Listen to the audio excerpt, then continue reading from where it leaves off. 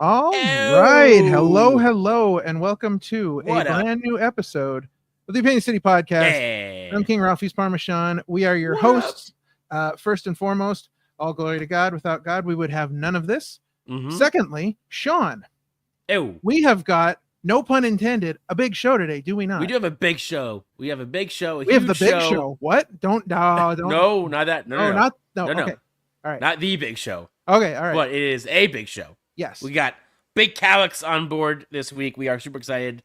Another one, I guess, on the bucket list of names we've had from the start. Yeah, listen, making his return to pro wrestling, making a debut in Power Pro Lucha, super exciting stuff. And Sean, if I'm not mistaken, tell me what the top 5 is this week. We don't know what the top 5 is, and I'm not even sure Big Calyx knows what the top 5 is. Well, listen, so we'll have to find out. he's got about 35 to 40 minutes of inane talking to get through while he can think about that top 5 if he doesn't know what it is yet. Right. All right. Well, make sure you stick around for that top 5. And of course, I think it's time to get this party started. Let's go. Episode 116 starts right now. Do it.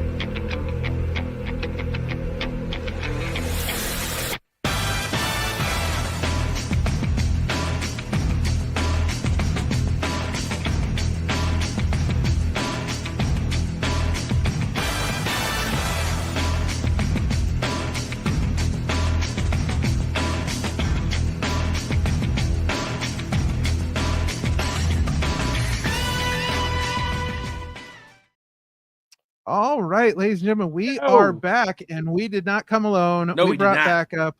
We brought the Big Calyx. What's going on, buddy? Returning Big Calyx. Yes. Big. Hi. Yeah, I like it. All right.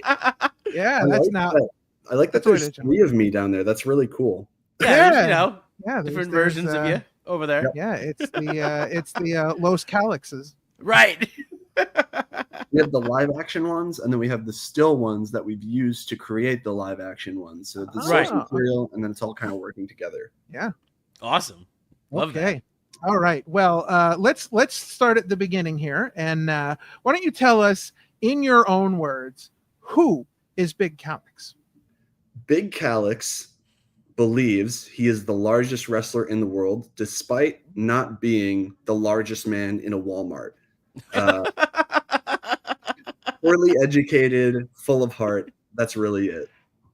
Okay. Well, that brings up about 1,000 questions. And of course, the big one is when Big Calyx goes shopping at Walmart, does Big Calyx wear the mask when he goes to Walmart? Yeah. So this is like it's a lot of masks kind of have the laces in the back. This one's like stitched on to the back and like sewn in. So it doesn't come off. Which works sometimes. My Apple phone ID really doesn't like it. It doesn't come off ever. So wow, that's got to make make things really hard for you, especially when only one eye to only one eye to scan the phone. It's out. You need to have like one of those eye scanners. Yeah, I don't with the bad. Sometimes days are good and sometimes they're not, and that's how it is. Yeah, I did not expect that answer. Wow. All right. No. Well, now you know. When you get Big Calyx, it's Big Calyx all the time. All the time. Yeah. And speaking of Big Calyx all the time, can you tell us sort of the origins of Big Calyx and how that all got started for you? Oh, I'm excited for this answer. Yeah, it's really interesting. I don't know how to give this answer without it being like this long, drawn out, years long story. Listen, we got all the time in the world. Like, I'm not going anywhere. Yeah. All right. I guess for the folks that are like super uninitiated, I started wrestling at Chikara, and I was a student there. You go through the ranks, you kind of get better, hopefully. And eventually you reach a point where folks in charge make a decision that, hey, I'd like to have you start wrestling on shows. So I got an email one day that said, hey, Calix, we'd like to have you start wrestling soon. Let's get you on to Tuesdays. And I was like, okay. And I kept asking questions every week. I was like, what am I going to wrestle as? What am I going to be? How am I going to benefit this show? And every week it would be like, I don't know. No, okay. We'll find out later, or, silence.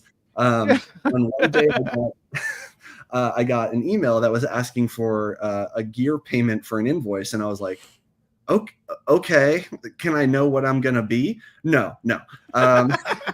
So I paid people a bunch of money and got measured. And then I showed up the day.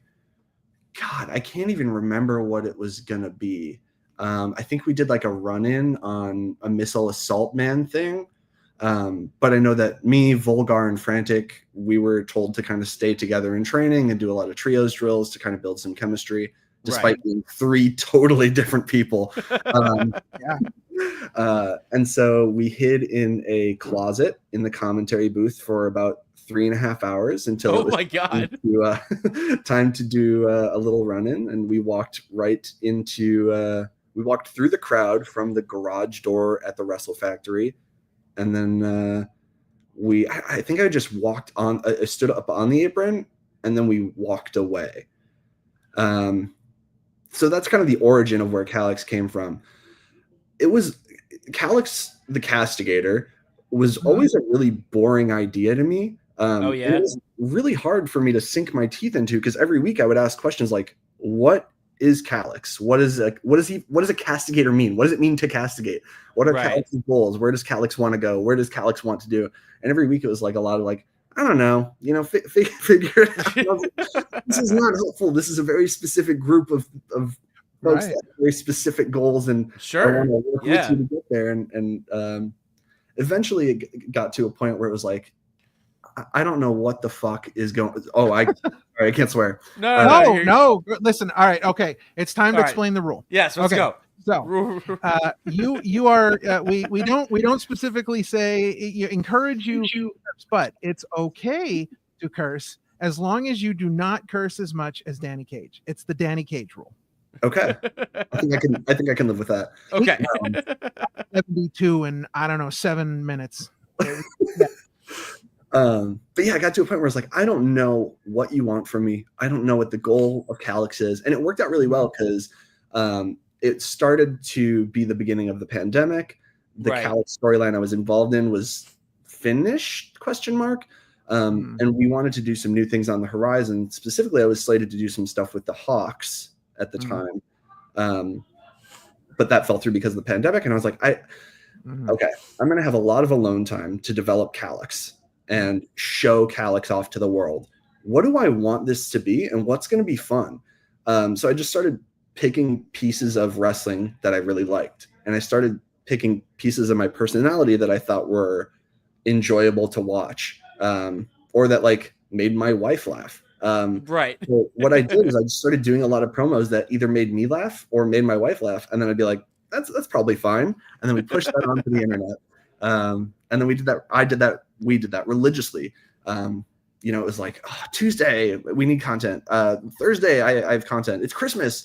I got to go to the laundry room in our old apartment and throw on a Stokely Hathaway shirt with a Christmas hat and open it's like, it's just like stuff like that where it's like always keeping the wheels moving until you've developed something. Almost like baking bread. It's like you got to keep kneading the dough until you finally get to a point that you're happy with. And it's like always have like a sharp, precision angle of where you're going to be, but you can have ideas of like, I want this bread to taste, I want this bread to taste, like oregano, and I want hints of sweetness. And it's like, okay, we're going to put those ingredients in, and hopefully those ingredients bring us to a spot where we're really, really happy with the results. And if not, we can kind of adjust small from there, but having an idea of where to go.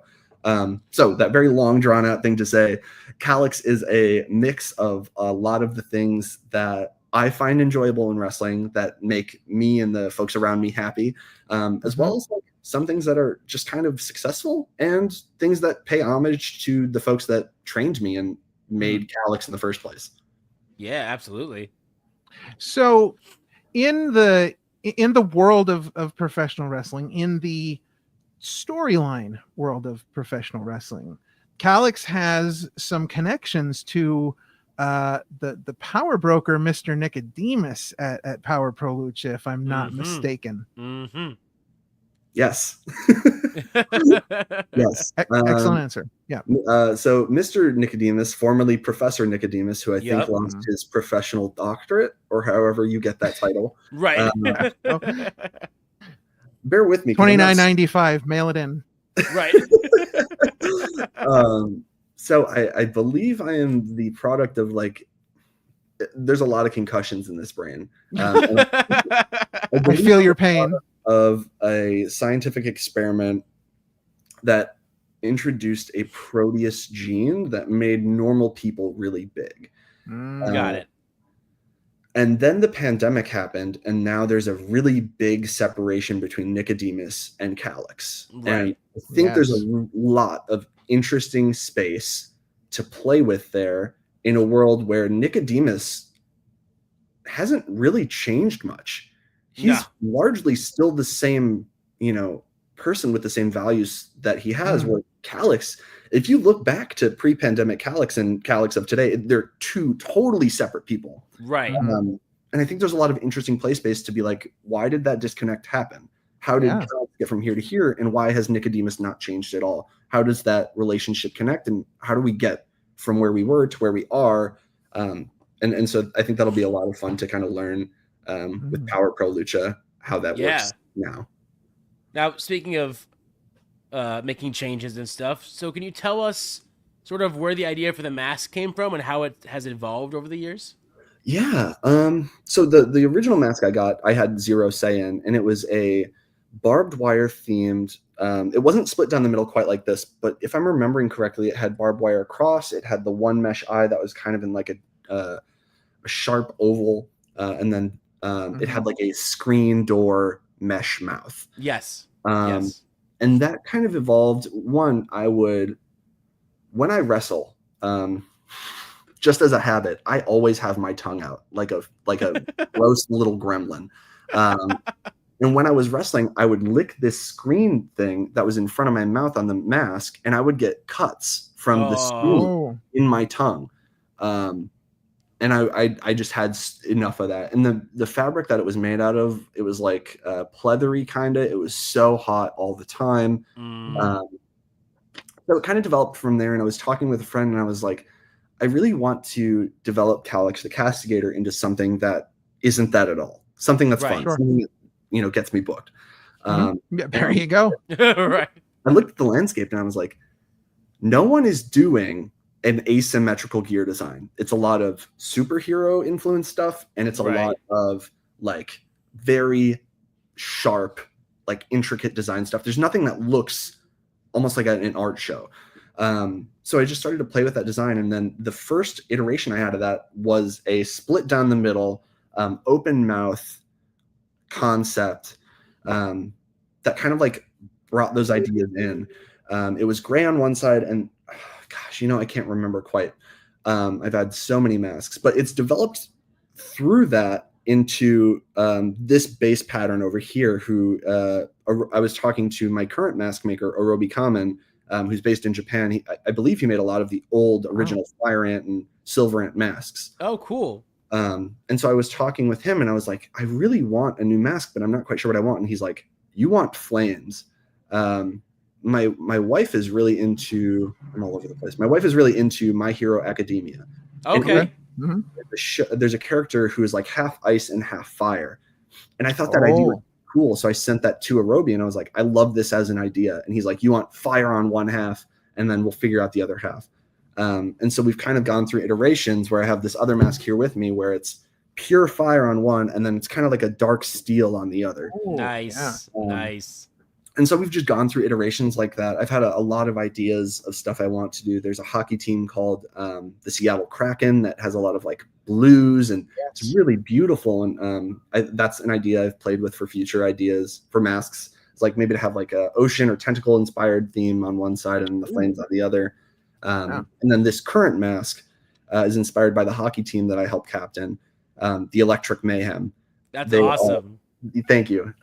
Yeah, so we have a lot of folks from a lot of different walks of life, and our main captain is friends with a comic book designer. So we reached out to him, and Wow. he made the logo, which is a skull, looks very similar to this, and so that became our logo. And because that team and the people on it mean so much to me and have brought so much to my personal development, I was like, this needs to be a Calyx thing. So that's where the current mask has come from.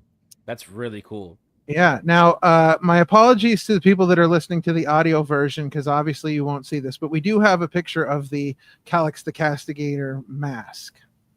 Yes. Hey, there it is. And there it is with the barbed wire and the whole 9 yards. Yeah.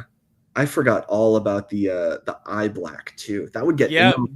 it was so annoying.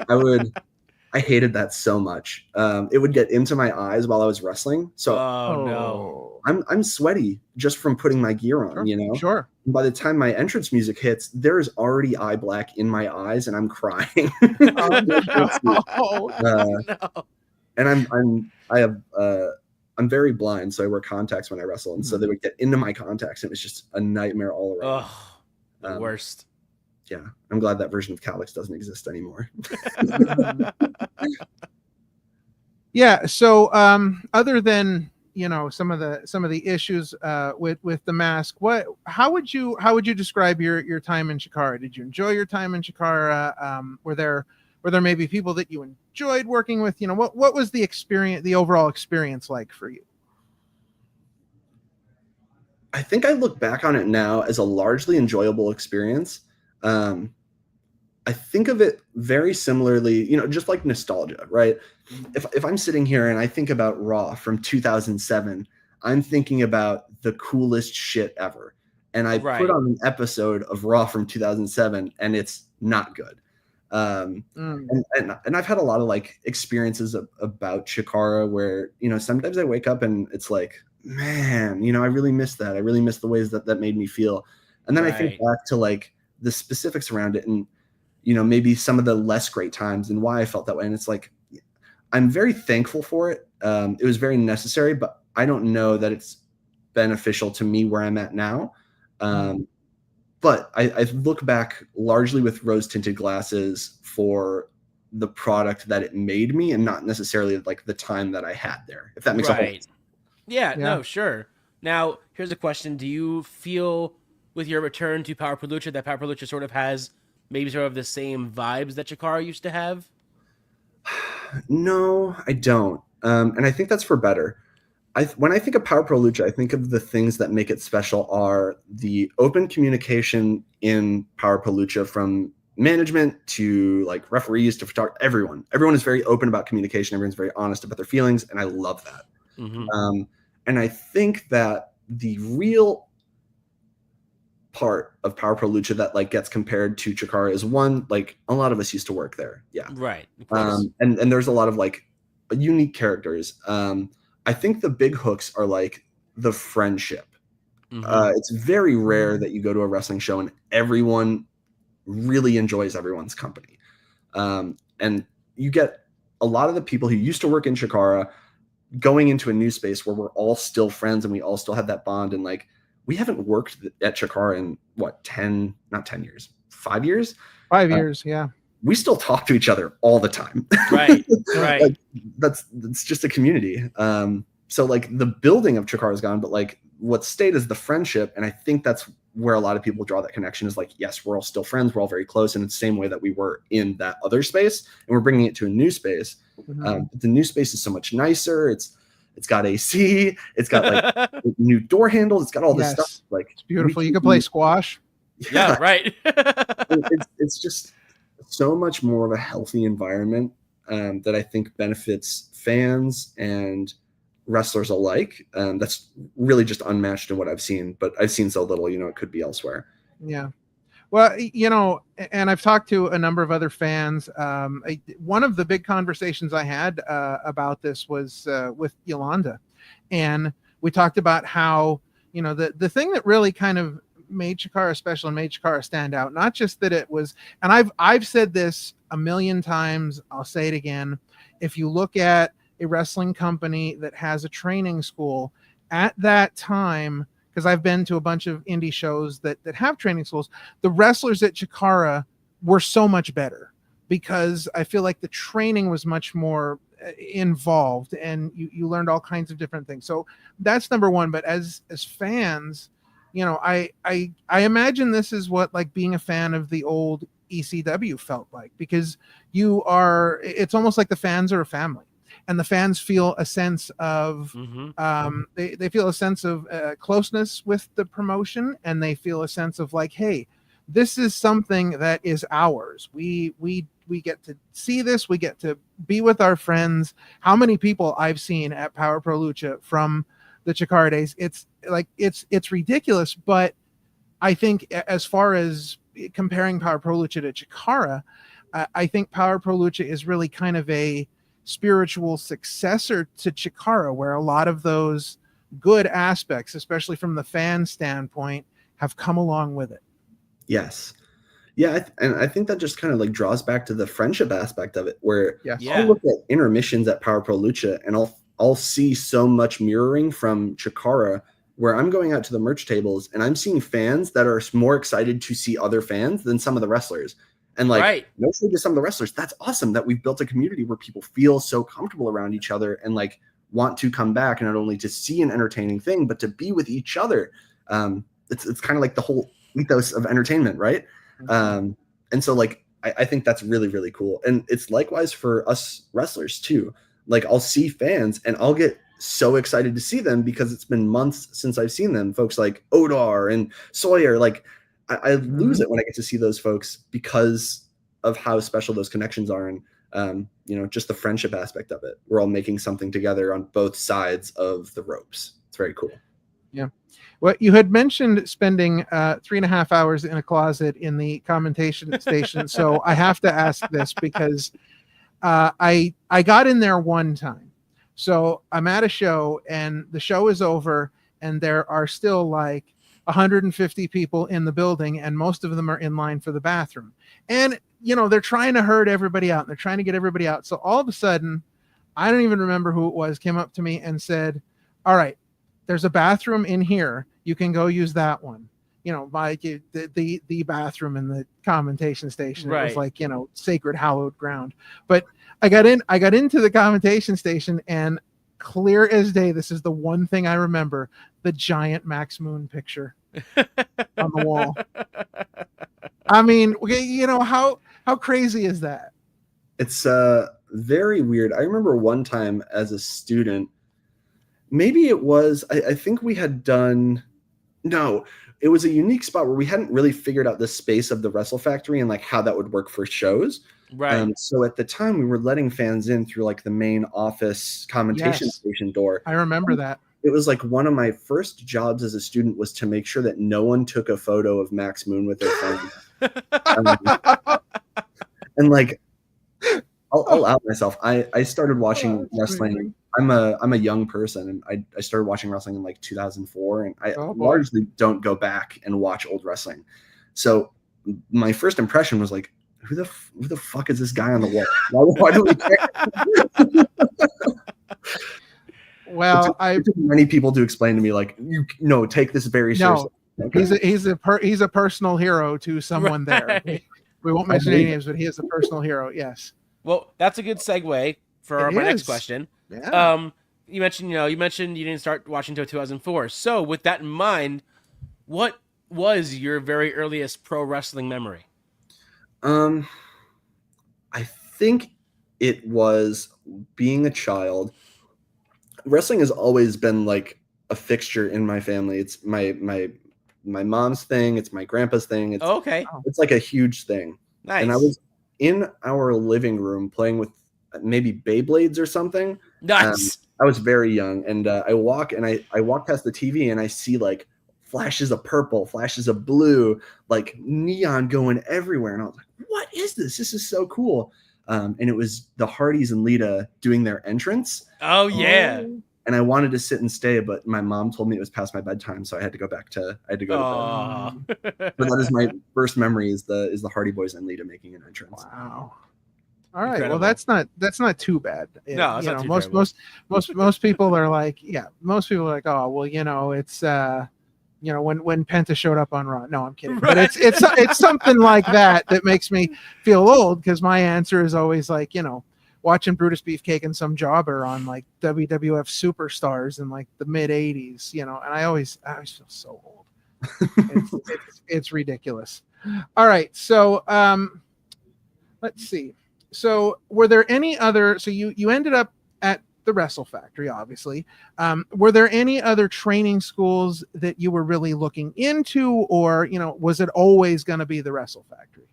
No, I think it was always going to be the Wrestle Factory. When I grew up, born and raised in Minnesota. Okay. It's a suburb called Chaska. And I was a horrible student. My GPA was like 2.2, maybe 1.8. It was rough. I was supposed to not graduate like a couple times until my choir teacher like kind of saved my ass. So I was 16 and I was talking to my sister and I was like, man, like my family cannot afford to send me to college. My grades are horrible. I have no idea what I want to do. Mm-hmm. And while I was like texting this conversation to her, I was watching like highlights of Batista or something. Right. And I looked up from my phone and I saw it and I was like, I could maybe do that. Like that looks a lot of fun. I don't know how you make a living at that. So I just went on my laptop and I was like, best wrestling school in the US. And like there were 3 options that came up. The first one was Ring of Honor. Okay. And immediately I was scared away because when I think of Ring of Honor, I think of like 35 to 40-minute matches. I think of sprinting. I think of high cardio. And I was like, they're going to make me grow up. I don't want to train there. I don't want to train. The second option that came up was CZW. And I was like, I'm good. Yeah. And if you think running is bad, what they do is horrible. And then the third option was Chikara, and that one seemed the most like relatable to who I am. You know, it's a lot of like not silly stuff, but it's a lot of like fun stuff, and it's cool stuff, and lucha and basing, and there's like European techniques, and there's a lot of cool stuff in there. So I settled on it, and I was like, this is probably the one. So when I was 17, I bugged my mom, and I was like, I really want to go like learn more about this, and it's hard to get like a grasp on what this place is about through emails. So would we be able to like go out there? And I come from a very, very not wealthy family, so we couldn't afford plane tickets. So my mom put me in her car, and we drove the 3 days it took to get from Minnesota to Philadelphia. That's incredible. Yeah, that's crazy. She's the best. So we get there, and we meet Quack outside of the ECW arena, which is where they were training at the time. And we just kind of like had a in-depth discussion about like what this looks like, what the path to success looks like, and like where we can go from here. So my mom asked the question, you know, like how long after training will it be until he's able to make like a full living at this? And I remember so vividly, like Mike like kind of scoffed and then did like a chuckle in like an endearing way. Like, you know, I think he reiterated, he was like, there are 3 or 4 people I know on the independent level who make a living full time. Kind of like opened my eyes. I was like, okay, this is not going to get me a life of success, but it can get me started on some of the skills that I missed in like development. And it'll give me a path to something. So the day I graduated high school, I put all of my stuff into my 2002 Ford Taurus. I drove over to Philadelphia, where I signed my lease maybe 10 minutes before I drove into the bedroom I was renting that I found on Craigslist. As I pulled into my parking space, my transmission broke and poured all over. And I had maybe like $38 in my account. Oh, jeez. And I was a Philadelphia resident who was training at the Wrestle Factory. So I got to learn a lot about Philadelphia and public transit and what this place is about very quickly. That's incredible. Now, you've also had some experience as well working with Cheeseburger at the Worldwide Dojo. So what are sort of the differences between training at the Wrestle Factory versus training at the dojo? At the dojo, it feels okay. I'll start here. At the Wrestle Factory, there were like very clear boundaries and like structure, and this person is above this person, and like a hierarchy that like anyone could see, and like a very clear ethos that you can see. It's like, you know, you must try everything, you must do all, and it's like, it felt like a very rigid class with a rigid structure. And then I go to the Worldwide Dojo, and it feels more fluid. It feels more like I remember like my brain fell out of my ass my first time I went there, because someone was someone was doing something they didn't feel comfortable doing, or maybe they weren't great at, and Cheeseburger was just like, that's okay. I was like, what? And like, I think that sentence kind of shows the clear difference, where it's like, there are things that my body will not be able to do that Ultimo Ant's body can do effortlessly, and vice versa. And that is okay.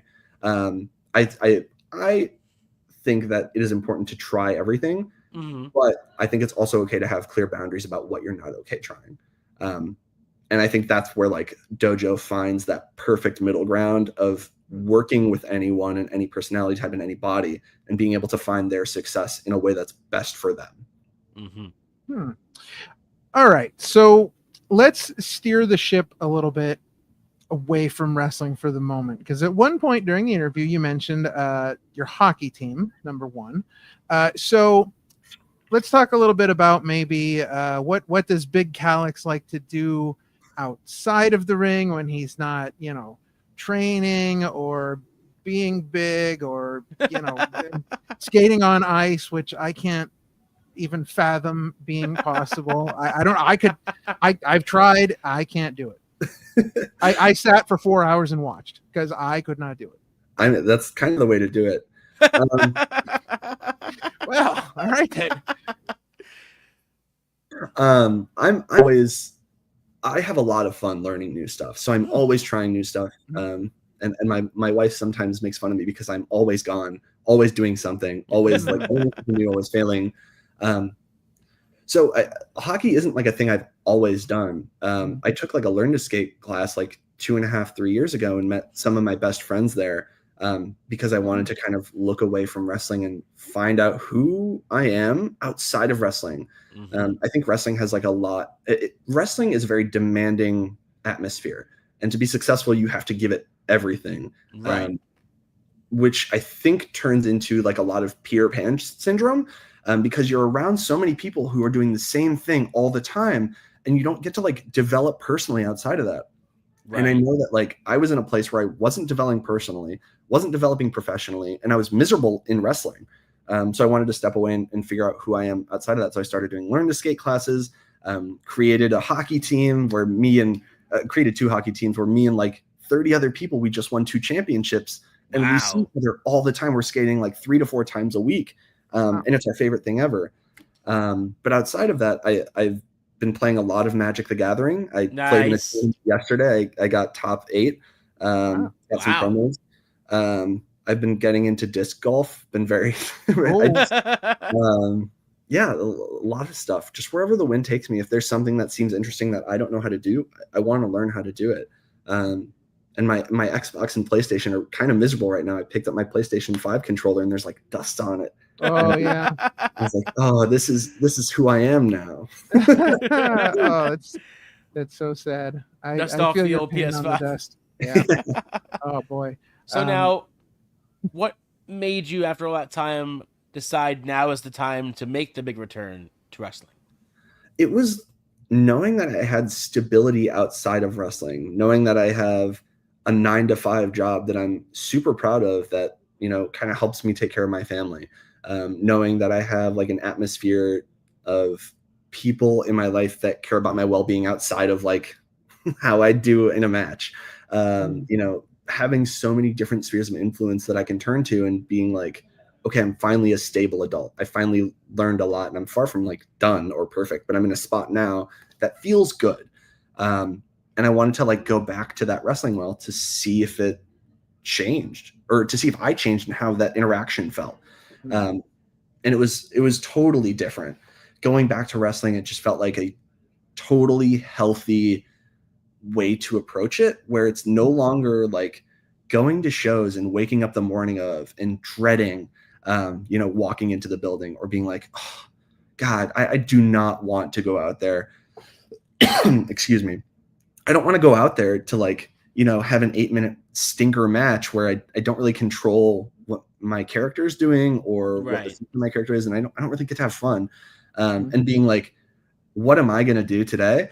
I'm going to go out and do Batista guns 3 times. I'm going to take my ass on my entrance. I'm going to find someone in the crowd wearing a Mario Brothers hat, take it off their head and kick it, and then accidentally have that come back in the air and land on their head again, which actually happened. That's amazing. And it's just like, how can I find this event and find the ways that are going to make me laugh? And what are going to like create memories for myself and my friends, and hopefully in turn create a memory for the audience there. So it's just a lot of like recontextualizing my own perspectives, and I felt like I was finally at a place where I could like come at this in a healthy space. Now, when you first came back, that first show back, did you have maybe that concern that they weren't going to remember who Big Calyx was, or were you just like, let's just go do this? Yeah. The without pulling back the curtain too much, the whole like angle of my return was like, you're going to come out and you're going to get a big reaction. And I was like, are we sure? Are we sure that's going to happen? And I literally turned to Cheeseburger like maybe 2 minutes before I was supposed to go out. And I was like, Cheese, I got to be honest, I don't think they're going to give a fuck.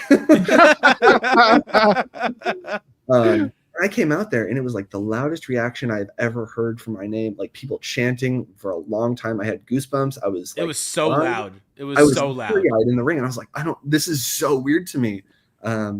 It was very special. This is like a huge surprise. So now it's just like trying to find a way that like I can, make sure I honor my commitment to the folks that like enjoy Calyx, and make sure to find a way to elevate that and continue working and improving and growing and hopefully they'll be along for the ride the same they were the last time they saw me. Yeah. So what would you say is next for Big Calyx, maybe in 2025 or beyond? I don't know. And I think that's my preference, Okay. Wrestling is far from my priority right now. Making sure that my family and my cats and my wife are taken care of, like that is number one always. And then second is like, am I having fun? That's second. And then third is like my commitment to my hockey team and the 30 to 50 people that I've like helped build a community with. And then after that is wrestling. So wrestling right now is like a hobby. It's something I do for fun. It's something I enjoy. So if you ask me, like, what Magic cards are you going to play a year from now? It's like, I don't know. We'll see what weird Saturday I have open and what strikes my interest. But right now it's just kind of like enjoying the ride, finding ways to make myself laugh and others laugh and have fun and continue just evolving. And we'll see where that takes us. Like I talked about with the bread analogy earlier, we'll put some seasonings in and we'll see where it takes us, and we'll have fun on the journey. Sure. Absolutely. Now, yeah, you mentioned Magic the Gathering, so I have to ask. Yes. First off, why? No, I'm kidding. But have being into Magic and all of that stuff, have you ever done any tabletop game, like tabletop RPGs? I was in a Wrestlers D&D campaign a while ago. Oh, and nice. It was fun. We had a campaign with me and my hockey teammates where we did like an intellectual property Dungeons and Dragons campaign. So we had someone at the table who was playing Shrek. I was playing Doctor Strange. Nice. And he just like read from the Dungeon Master like campaign book, and we just like went through there and replaced it. It was a lot of fun. But no, I'm largely like drawn towards video games instead of tabletop games. Gotcha. But they're definitely a lot of fun. Now, do you prefer? You have both, but do you prefer the PS5 or the Xbox? Oh, here we go. This is the real question. This is the important answer. I love both. I play my Xbox more because of the type of games I play. But I think of my PlayStation 5 as like the premier place to play. So if I'm going to the movies and I want to see, I don't know, some Ryan Reynolds movie or whatever, I'll use my A-list account, my stubs, and I'll go to the AMC and I'll just like use that because I have the subscription. I'll sit in the chair, I'll get the popcorn. Yep. Sure. That's what I think of as my Xbox. But when it's time for like the big one to come out, when Barbenheimer hits or when Weapons comes out, it's like you got to see that in IMAX, and that's my position. So I love it. Different use cases. Okay. That's actually that's actually an acceptable answer. I will take that because normally if you say Xbox, we end the interview like it's done. We're over it. Like no, that's it. We got enough out of you. We'll see you never. But but no, that is a good answer.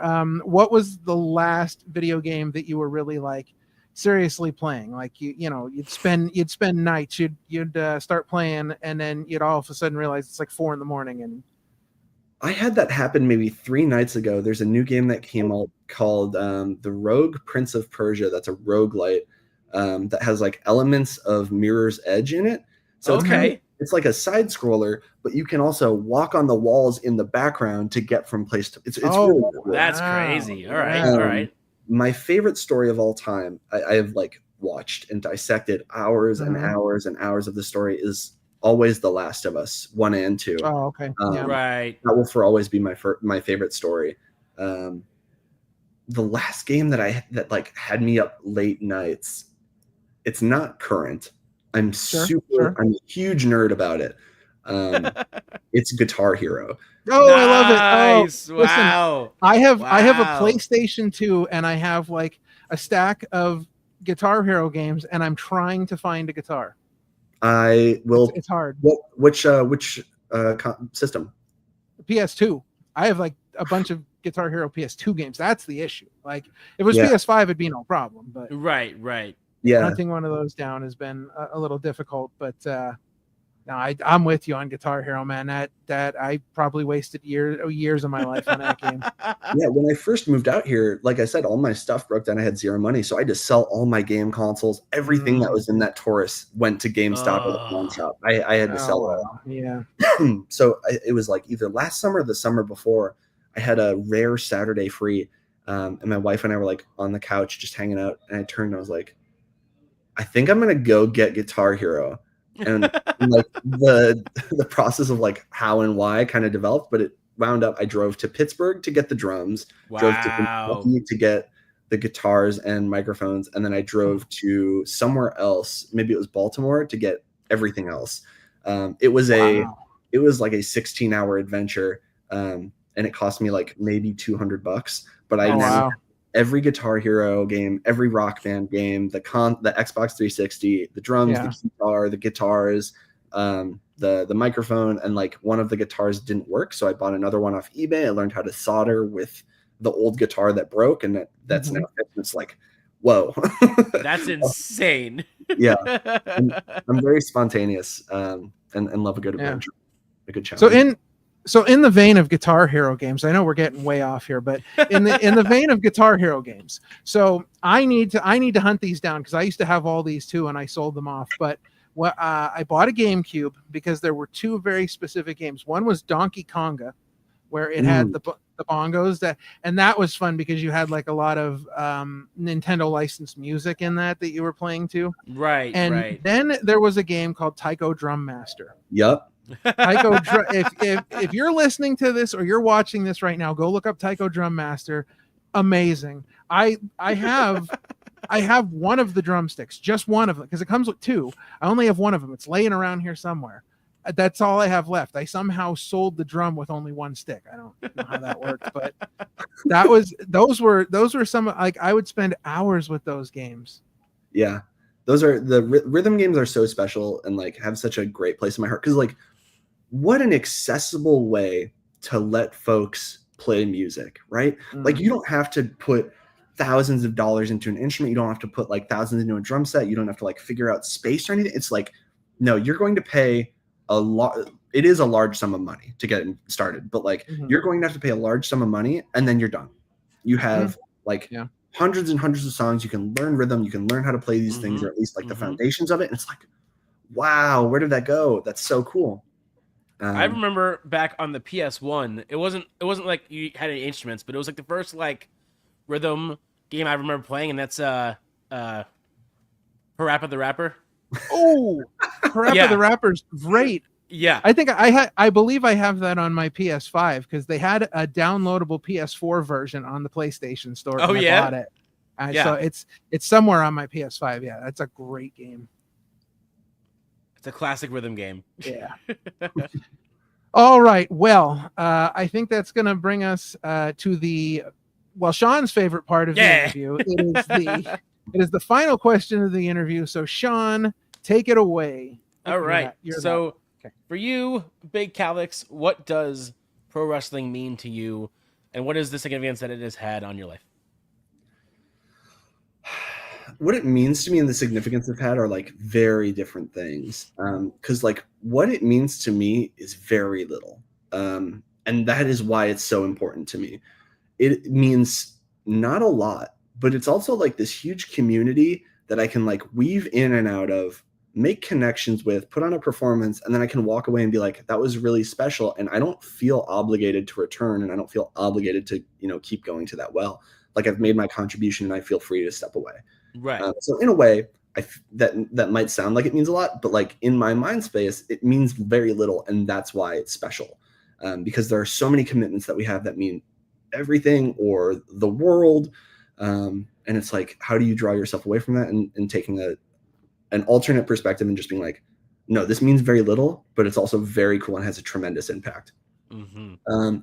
The effect it's had on my personal life is huge.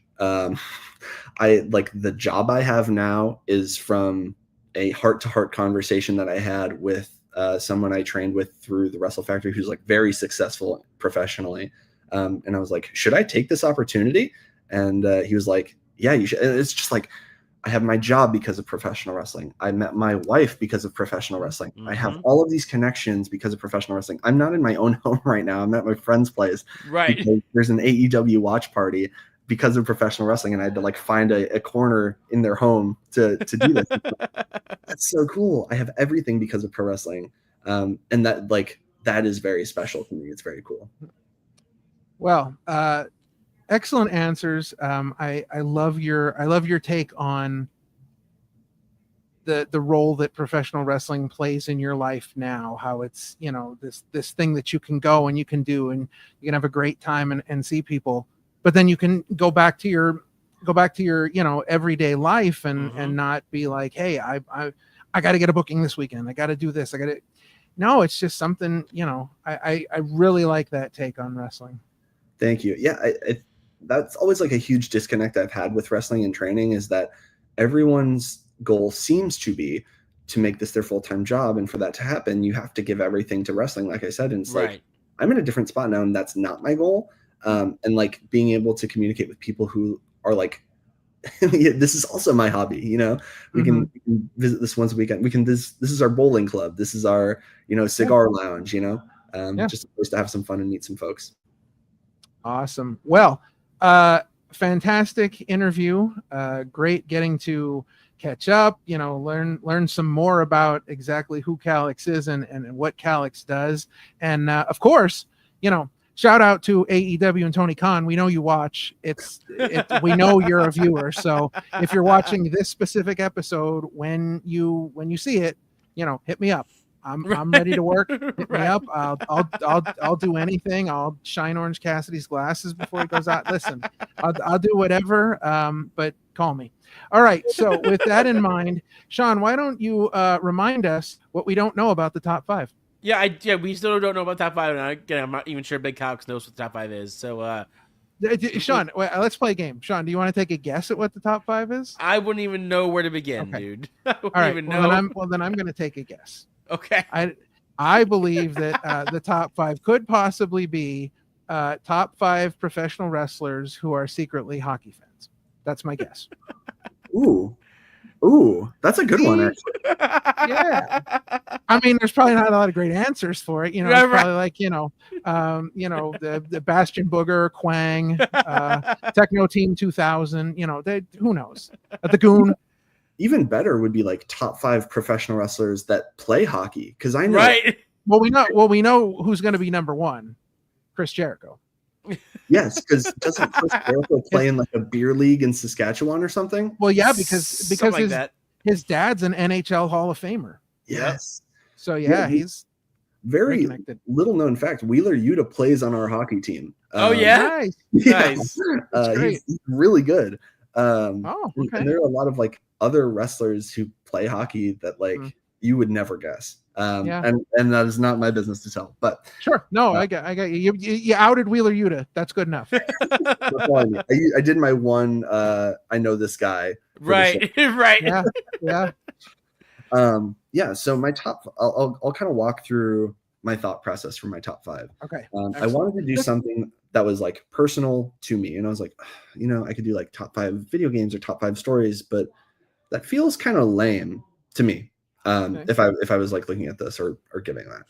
And then I thought, okay, what does Calix want to do with his top 5? And I was like, okay, we could do top 5 big men. And I was like, people who know Calix can probably guess it's going to be like Holly, Big Daddy V. Right. Yeah.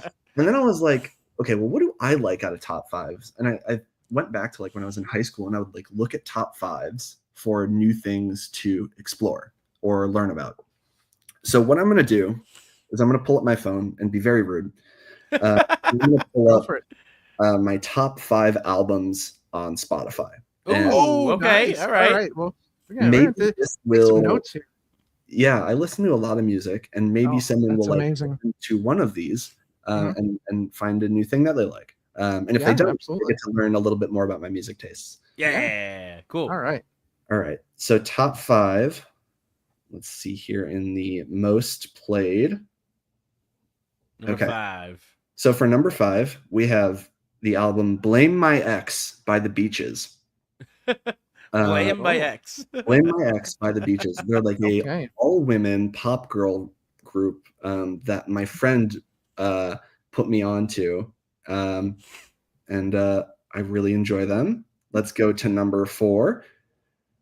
For number 4, we have "Downtown Battle Mountain 2" by Dance Gavin Dance. Oh, yeah.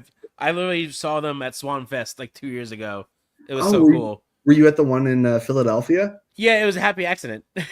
Oh, nice. It was- yeah, so I remember they did 2 shows that weekend. There was one in Jersey. It was just a regular show. And then Swan Fest was Sunday. And I remember talking to my brother who's in Philly. I was like, which one do you want to go to? I'll buy for us, but let me know. And he said, let's do the Philly one because it's earlier, 1 o'clock. I was like, all right, cool. So I bought it, not knowing anything. And then when he messaged me, he was like, hey, do you realize what you bought? He was like, it's not just Dance Gavin Dance. It's a festival. You bought tickets for a whole festival. I'm like, oh, well, okay. So Yeah. we ended up watching like 8 out of the 10 bands because we were late for the first 2 acts. But like, yeah, that was a happy accident. They're really good. We were so surprised because there's a band there that does an anime intro song for Attack on Titan. Oh, And yeah? We get there and they take the stage and everyone in the crowd is in Attack on Titan gear. And I've never seen the show, but I know the intro Right. because it's a great song. And they play that song and everyone's going crazy. It was like one of the coolest moments ever. Yeah. We'll go top 3. Top 3 is going to be Conversation Piece by A Lot Like Birds. Okay. A Lot Like Birds is an older band that's coming back. I think they're making new music. Very, very heavy stuff, but a lot of fun listening to on the way to hockey. Nice.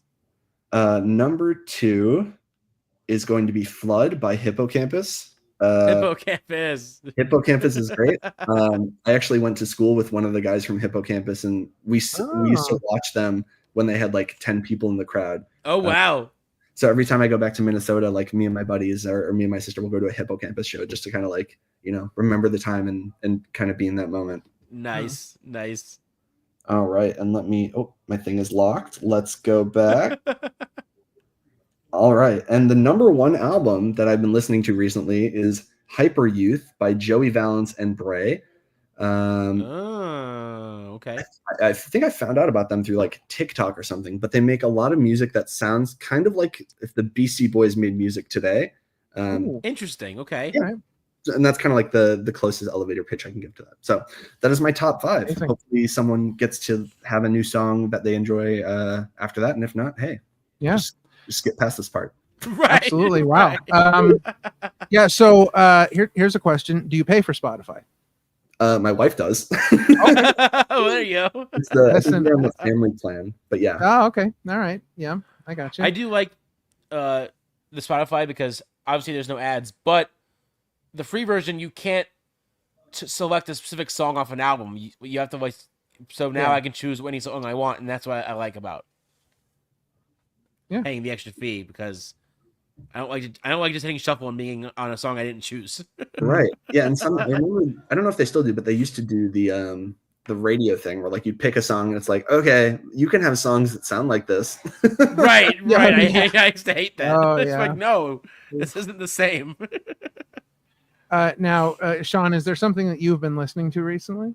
I mean, I've been listening to a lot of new stuff. I try to listen to as much new as I do old because Mm. a lot of new music has dropped over the last few weeks. But I've been playing recently. Kid Cudi just dropped a new album Friday, and I haven't listened to his stuff in quite a while because he changed from what I started out as.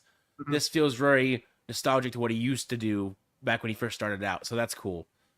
Also been getting really into like metal recently. Oh, okay. So just like a lot of metal bands like that my brother shows me, I'll throw them on and see if I like them or not. But he usually knows which ones I like. I don't like the super screamo music. I like sort of the balance of screamo and singing. Mhm. But like I think just screamo goes too. I don't understand what you're saying. Yeah. I would suggest there's a band called Sleeping Giant, and they're pretty heavy. But I would suggest listening to them. And I've been listening to a lot of Cake recently because I'm going to Cake. the Oceans Calling Festival in Ocean City, Maryland at the end of September, and it'll be my first time seeing Cake live, and I am so excited. We almost went last year. They were playing like a rooftop show in New York, and we almost went, but we ended up not going. But it all worked out because now, we're going to this festival. The Cake and Weezer are the two bands that are going to be there that I've never seen live that are like, yeah, bucket list. So it'll be fun. And there's a lot of bands we don't know. We've just been listening to we've gone through like some of their music, and I think there's actually some bands that we have no idea who they are that we're probably going to go see just from like what we've heard on Spotify, just checking some things out. And they, some really, there's one there that's like I don't remember their name, but they're like a 70s beach vibe, and it's pretty cool. So Love that. Yeah, we may have to bring back Grappling with the Grooves and do a music episode. I didn't know you were this big into music, but yeah, we can have a huge music discussion. We'll maybe I'll have to like talk to some of the folks at Power Pro Lucha. And my favorite wrestling show is WrestlePalooza. It will always be WrestlePalooza in First Wrestling in Minneapolis. Mm-hmm. And they do bands and the intermission.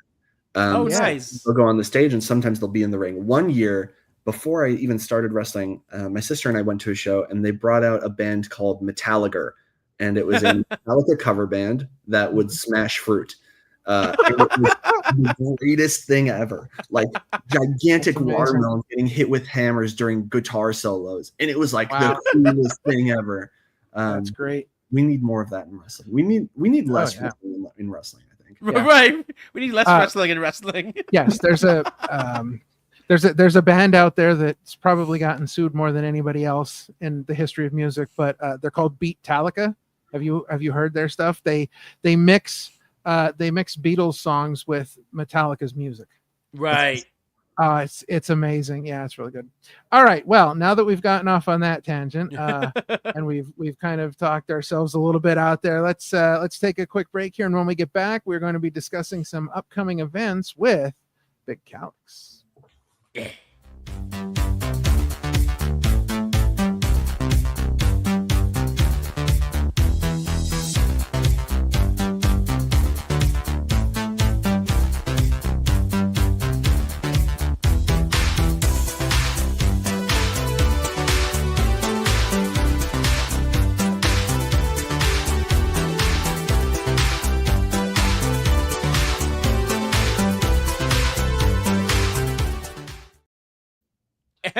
right. Well, make sure you like, share, and subscribe on YouTube to our Yes. channel. And if you are listening to the audio version, please give us a 5-star rating on your favorite app. Make sure you check out our episode with Kevin Condren from last week. It is Big Calyx approved. Make sure you check out our countdown to Chrono Trios show. Our second episode just came out Friday night. And again, next Friday, we'll have another episode as we count down to Power Pro Lucha's 2-day Chrono Trios show. And come back next week. Now, we got an exclusive announcement here.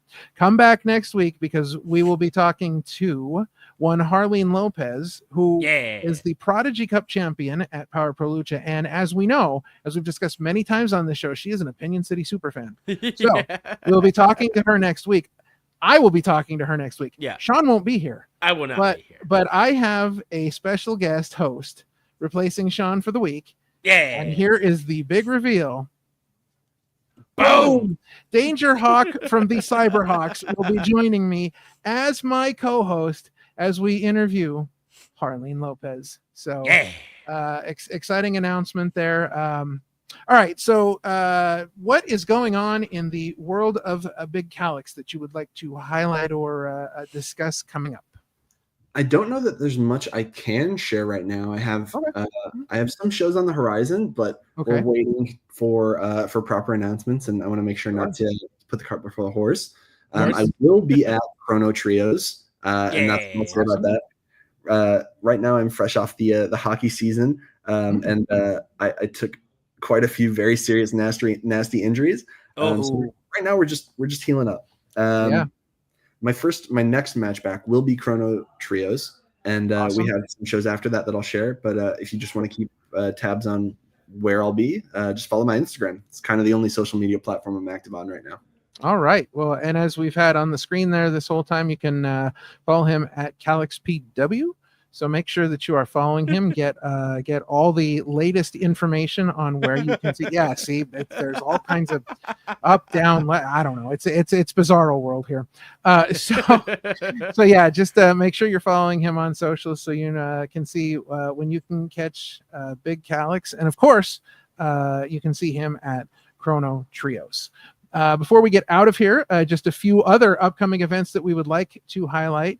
Number one, we've got Fightertainment versus Team Cannonball. This is actually next Friday, the 29th, at Pilger Rub Brewery in Pottsville, Pennsylvania. You get to see some great wrestling, and you get to support our good friend and amazing person, Jeff Cannonball. Then we have coming up in September 14th, it's Cannonball Fest at the New Providence High School in New Providence, New Jersey. This is an absolutely stacked card. This is a show. If you haven't gotten tickets yet, I don't know what the ticket situation is, but you better get tickets soon because this is going to be an amazing show. They've got some great friends from AEW coming in. It's just going to be amazing. And again, 100% of the proceeds, once again, going to Jeff Cannonball. And then this one up in the Great White North. It's Cannon Brawl presented by Interspecies Wrestling and Friends. If you live in Canada, you probably know what Kanawaki, Quebec is. I live in Pennsylvania, so I'm clueless. But you can find it in Kanawaki, Quebec, Saturday, October 18th. Make sure you're following our good friends at Interspecies Wrestling to make sure that you get all the correct and updated information on that if you are in that area of Canada.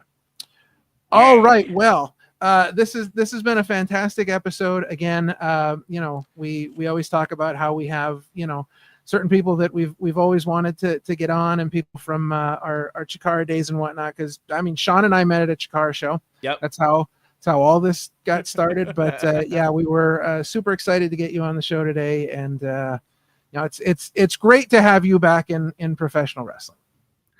Thank you. It's a lot of fun to be back. And it's fun to be back in a space where it is fun for me as well. It's be a better time. The best time to be a Big Calyx fan is right now. Amazing. Yeah. Only getting better. Yep. All right. Well, that's going to wrap it up for us here at the Opinion City podcast for Big Calyx, for Parmesan. I am King Ralph, and remember, kindness is free, so be kind to each other. And God bless each and every one of you. And we will see you next time. Well, that's it. I really hope you enjoyed it. We had a ball making it. Thank you very much.